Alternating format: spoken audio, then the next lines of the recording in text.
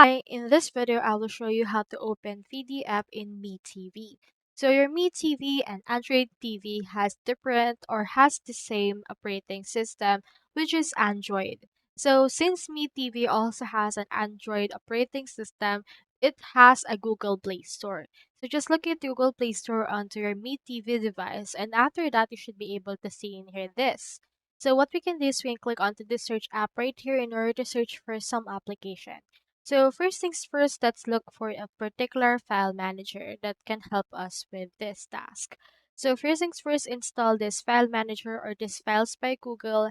And then we also have this here file manager from Xiaomi, which is the same thing as the Mi TV. And then after you have installed a particular file manager, search in here for PDF viewer. So search in here for that. And then you can install Adobe Acrobat or PDF Reader. So just click on any which one. Then click onto this install. Then after you have installed it, you can locate the file using the file manager that we have installed and open it using the Adobe Acrobat Reader. So that's all there is today, and I hope this video helped you out.